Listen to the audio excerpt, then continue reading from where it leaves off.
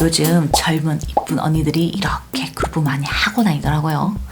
근데 그거 그렇게 계속 하고 다니면 탈모 빨리 오는 거 알아요?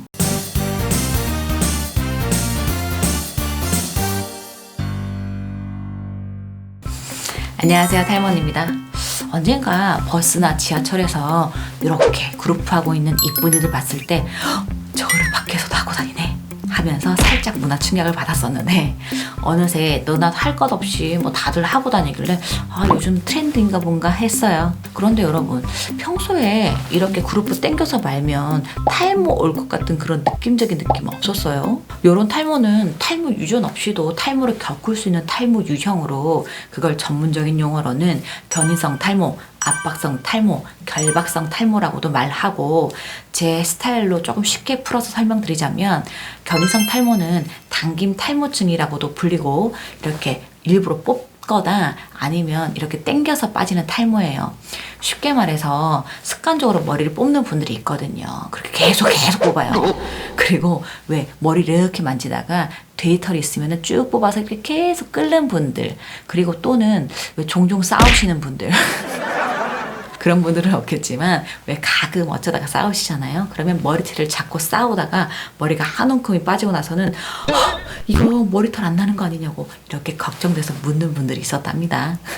그리고 압박성 탈모란 모발이 장시간에 걸쳐서 당겨지거나 이렇게 압박되는 등 물리적인 힘이 원인인 경우예요. 압박성 탈모는 보통 장시간 누워있는 영유아나 만성질환으로 오래 누워있는 환자에게서 발생한다고 해요. 마지막으로 결박성 탈모는 왜 포니테일처럼 장시간 강한 힘으로 모발이 강하게 끌어당겨지면서 그 상태가 오래 유지가 되면서 빠지는 탈모를 결박성 탈모라고 해요. 보통 직업적으로 그 스튜어디어스나 체조 선수분들처럼 머리를 꽉 잡아 묶는 경우에 해당하죠. 그렇다면 이렇게 그룹 2에서 빠지는 탈모는 견인성 탈모나 결박성 탈모에 해당되겠어요. 언니가 탈린 여러분들께 이런 탈모 유형을 알려드리고자 영상을 만든 게 아니고, 이 영상에서 설명하고 싶은 메시지는 지금부터예요. 이렇게 모르고 반복했던 작은 습관들이 나중에 어떤 결과를 초래하게 되는지 제가 쉽게 설명해 줄게요. 머리카락은 무한대로 생기는 게 아니에요.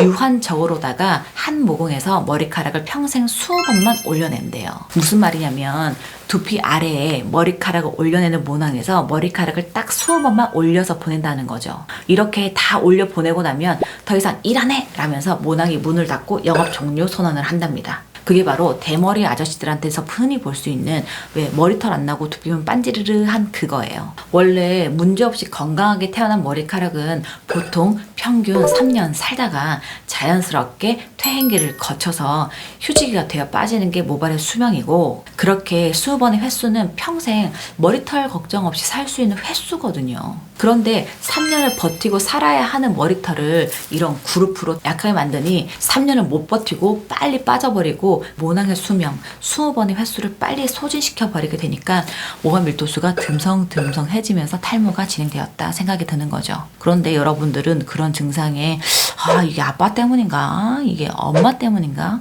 아니면 요즘에 스트레스 받아서 머리가 빠지는 건가? 라면서 유전 탓에 스트레스 탓으로 돌려버리게 되는 거예요. 근데 그리고 나서 다음 행동들은 뭔 줄 아세요? 머리가 빠졌으니까 이제 좀 문신 좀 해볼까? 아니면 헤어 섀도우로 좀 가려볼까? 라면서 가릴 방법을 찾아요. 그런 추가적인 행동들에 의해서 주변 머리에도 영향을 끼쳐서 더 탈모 가속도가 붙는지도 모르고 그렇게 계속 하시다가 나중에 탈모가 더 진행되고 나서야 이렇게 탈모 언니 저 머리 빠져요 어떡하죠? 라면서 고민 상담하시는 거죠. 자, 영상 정리해 드릴게요. 탈모 눈치채고 제가 예방하세요, 이거 조심하세요, 저거 조심하세요, 이렇게 목이 터져라 알려주는 이유는 본인이 알고서 선택해서 겪고 후회하는 거는 그거는 본인 선택이어서 어쩔 수 없다고 해요. 지금 그렇게 그룹으로 땡겨마는 그런 잘못된 작은 습관들이 나중에 어떤 결과를 초래할지 모르고 있다가 탈모라는 결과를 딱 감당하게 되는 게 안타까워서 언니가 이렇게 알려주는 거니까 언니 말 듣고 이해가 되거들랑 우리 100년 인생 20대에서 30대 반짝 이쁘고 말 거 아니잖아요. 그러니까 60대, 70대까지 어떻게 하면 두피 잘 유지해서 풍성한 머리털을 유지할 수 있을지 잘 판단하고 선택하도록 하세요. 언니 분명히 알려줬어요. 그럼 안녕.